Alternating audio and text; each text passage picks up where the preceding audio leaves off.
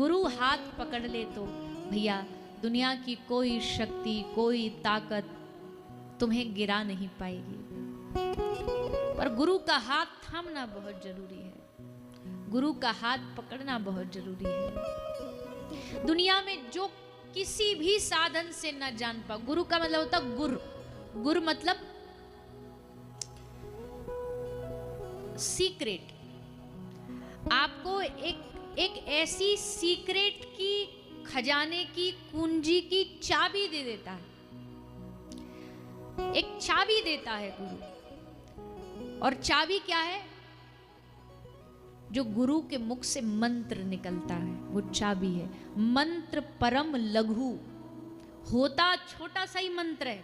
श्री कृष्ण शरणम मम, ओम नमो भगवते वासुदेवा, हरे कृष्ण, और सब अपने अपने संप्रदायों का मंत्र होता है।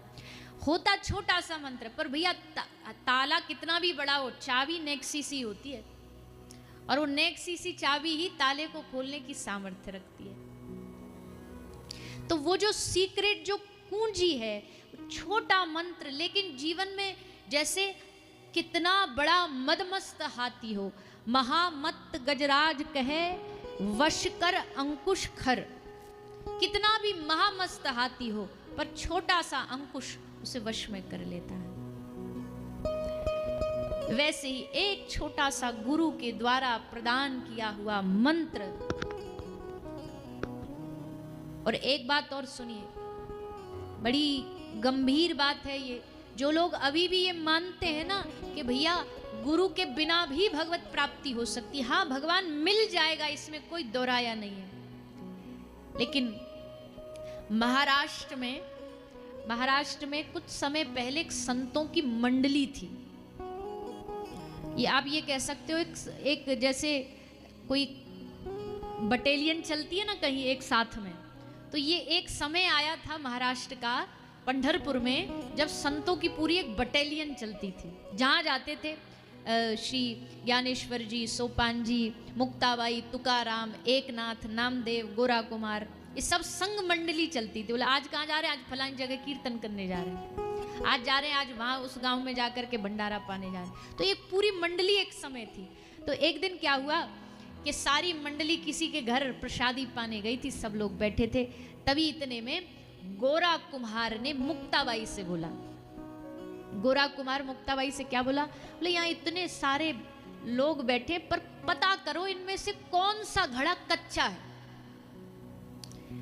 तो कुम्हारी है, तो अपनी भाषा में बोले यहाँ इतने लोग बैठे, पता करो कौन घड़ा कच्चा है। मुक्ताबाई बोली ठीक है मैं पता करती हूँ। मुक्ताबाई उठ के गई और एक एक करके उन्होंने सबके सर पे, सबके खोपड़ी पे टपली बजानी शुरू करी। जितने बैठे थे सबके सर पे टपली बजाए, फिर अगले के पास जाएं, फिर अगले के पास जाएं, बजाती बजाती सब कोई मुस्कुरा दे, कोई हंस दे। पर वहीं बैठे थे नामदेव जी। नामदेव जी के सर पे जैसे मारा तो नामदेव जी नाराज हो गए। जैसे नाराज हो गए तो मुक्ताबाई हंस के बोली गोरा कुम्हार को, जी मिल गया, ये घड़ा कच्चा है, ये कच्चा घड़ा है। अब तो नामदेव जी और दुख हुआ। जिसके साथ भगवान विट्ठल दिन रात बात करते हो वो घड़ा कच्चा हो पांडुरंग के सामने, विट्ठल भगवान के सामने। बोले बताओ हद हो गई, हमको कच्चा घड़ा बना दिया। आपने कुछ हमारी तरफदारी भी नहीं करी, कुछ तो करना चाहिए था, कुछ कराना चाहिए था। तो ठाकुर जी ने मुस्कुरा के बोल दिया, अगर मुक्ता ने कहा है कि घड़ा कच्चा तो कच्चा ही होगा। अब तो और दिल टूट गया। बोले हम कच्चे हैं? बोले हाँ तुम कच्चे हो। तो बोले पकेंगे कैसे, पक्का कैसे, तुम तो हमारे सामने हो, क्या करूं मैं? तो जानते हो भगवान विट्ठल ने क्या कहा?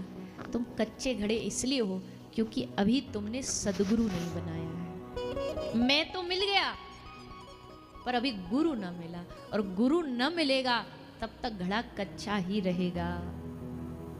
इसलिए गुरु ढूंढो। भगवान ने इशारा दिया, एक विशोभा खेचर नाम के एक बड़े अद्भुत महापुरुष हुए, उनके पास भेजा। अब गए नामदेव जी कि ये हमारे गुरु बनेंगे, पर अब देखो गुरु को पहचानना का ऐसा काम है। विशोभा खेचर के पास गए नामदेव जी, और जाकर के जिनको गुरु बनाना था, सामने भगवान महादेव की पिंडी शिवलिंग थी, और उसके ऊपर दोनों पैर रख करके विशोभा खेचर जी बैठे थे।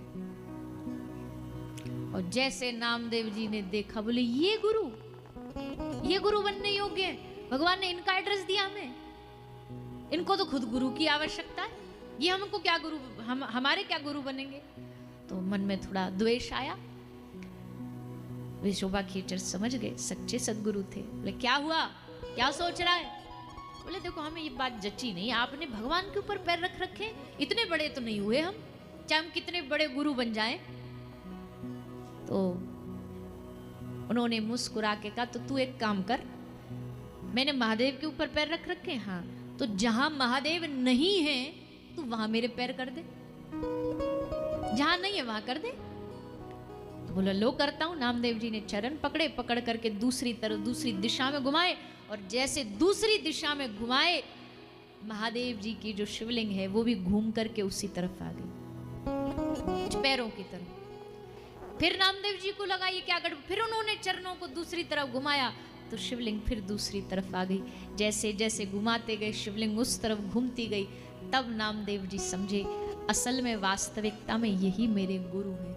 मैं क्या गुरु को पहचान, कई लोग ना गुरु की परीक्षा लेते हैं, अजी इतने बड़े ना हुए हो अभी कि आप गुरु की परीक्षा ले सको। गुरु की परीक्षा लेने की अभी हैसियत नहीं है हमारी, अभी तो गुरु परीक्षा लेगा हमारी कि कितने गहरे पानी में हो।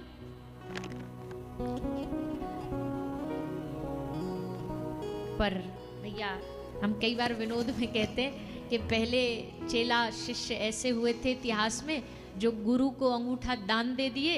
आज के चेला अंगूठा दान नहीं देते, आजकल के चेला गुरुओं को अंगूठा ठेंगा दिखाते हैं। गुरु बेचारे कह के मेरे भजन कर लो, नाम जप कर लो, नाम संकीर्तन कर लो, अरे गुरु जी कर लेंगे, अरे आपको क्या पता बिजनेस धंधा उससे निकलना कितना मुश्किल काम है। जब गुरु का तुम मुख्य काम नाम जाप ही नहीं करोगे तो क्या लाभ।